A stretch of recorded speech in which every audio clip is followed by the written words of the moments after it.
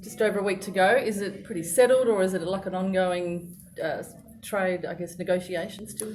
Oh no, this year I think it's ongoing. I think last year we were a lot more settled. I mean, having picked 5 last year, you had a pretty good idea what was going to happen in front of us. Pick 12, it's a little bit harder to work out, and I still think there's the possibility that some clubs still might do some trade. So we're still not exactly sure who's going to have the picks in front of us as well. So it's a moving parts thing this year. So we're just working through it.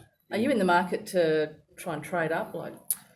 We've explored a couple of options with some clubs, and we'll just wait and see what's happening on the night. I think like some clubs that have got some model picks in the first round, we'll probably assess if there's players that we like that are starting to sort of not get picked and are still sitting there, whether we can trade up. So we've sort of explored with a couple of clubs whether they'd be willing to part with the pick in front of us. Would you be happy to stay where you are if that doesn't eventuate? Have you got a bit of a plan for the current picks? Yeah. Well, I mean, we're comfortable where we are. I mean, the reason we did what we did with swapping some picks is because we got a good feel of the players in the mix for where we sit, and we like what they can do. But I said there's some players at the top that are pretty handy, and if they start to fall a little bit for a needs basis, then we wouldn't be against going up. Have you acclimatised to this whole draft pick trading all the way up to the night? I mean, you guys have already got rid of next year's first round draft. How do you sort of make those moves work if you have to do it again? Oh, we assess. I mean, the position I'm in, I'm sort of following the players from when they're about 16 years old. So you've got an idea of not only this year's draft, but next year's draft pool and what it look like. So you make assessments based on that and how you think and hope that your team goes in the coming season to where you might finish. And so there's a lot of things to consider when you do the trades. But we think we've done it with enough information and the right reasons to do what we did. I hear that keep hearing next year's draft is compromised. From your point of view, what does a compromised draft mean? Compromised draft is when you've got NJ academies, or the next generation academies and the father sons. So those players are already aligned to a club, and the club has the last right of refusal. So it's hard to get them, to be honest. And looking at next year's draft pool, there's several really talented players that are already aligned to a club, so it's going to be hard to get them. So that's what a compromised draft is. So what does that do to your planning for next year? I mean, you've obviously got out of the...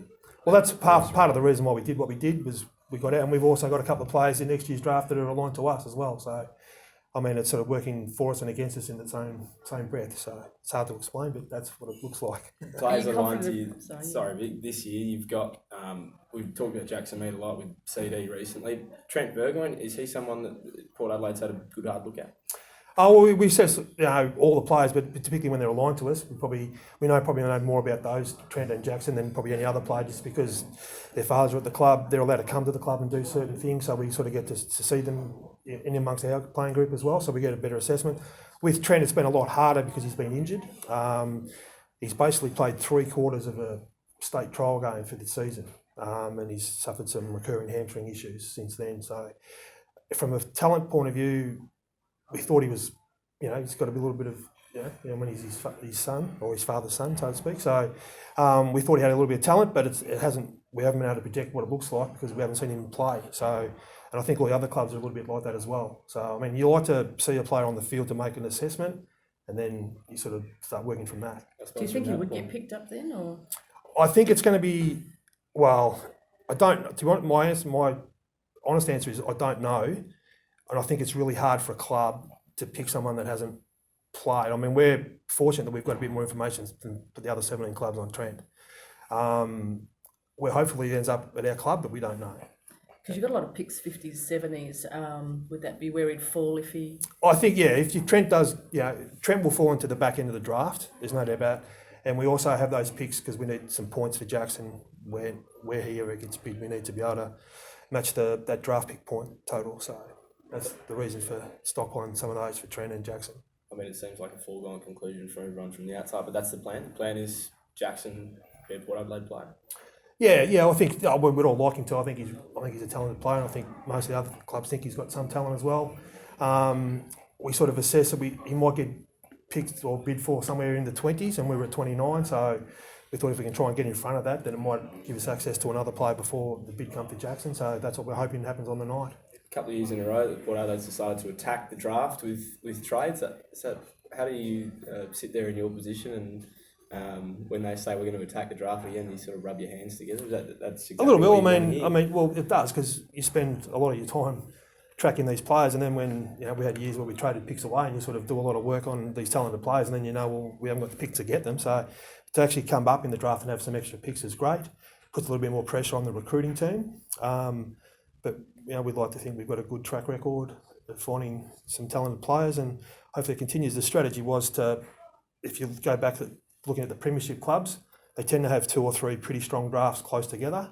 We thought last year with Connor, Zach and Xavier worked well, so we can try and bring in another trio of talented players and they come through together. That might work best for the club going forward. Do you think there's any possible little hidden gems a la Robbie Gray and Justin Westhoff that you know about that you may be able to sneakily you always try to think you're smarter than everyone else, but the reality is now the amount of vision and information you get through the draft combines, the psych tests they do, the testing they do, everyone's getting the access to the information now. So it's harder to find those players hidden away, but as I said, you always keep hoping, and you like to think that you can find someone somewhere.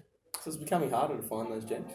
I think it's becoming harder to hide those gems, if you know what I mean. I think in the past, some clubs were resourced better than other clubs, so the information you had might have been a bit more than another club, and that's not the case anymore. The AFL measures they're put in place to sort of even the competition up, have evened everything up. So clubs are pretty much resourced the same, and you've got pretty much the same information to work from. Any directives from coaches or anything in regards to types of key position or anything that the club needs? Oh, not particularly. We met with the coaches yesterday afternoon for 3 hours and went through what we were hoping to achieve. There's no strong directive. Obviously at 12, 16, 18 you're looking for some talented kids. We think the list is reasonably well balanced, and if you look at our results from last year in terms of KPIs, we were pretty good at stopping the ball going inside 50, we're pretty good at getting the ball inside 50. We probably just didn't convert as well as we would have liked, so probably some players that play mid-forward would be probably a bit more, ideal, but we'll just have to wait and see. I was going to say, it looks like if you look at the list, maybe the mid-forward and perhaps a key position player are the ones that you... Well, if you look who went out and where you potentially might have a spot, that's sort of where that fits. Yeah. What about, just one final one, like Boki and obviously the older ones, do you look to, I guess, a couple of years down the track, fill that spot that would be young? Yeah, well, that's basically, Jason Cripps' list mate, that's his sort of role is to sort of oversee the whole evolution of the list. The recruiting team's role is just to find the talented kids. So Jason sort of directs us with Ken in some sort of direction in terms of how the list is evolving and where the holes might sit and the age profile of certain areas of the ground. And I think our back half's younger than our mids and our forwards half. So that's sort of where we're looking.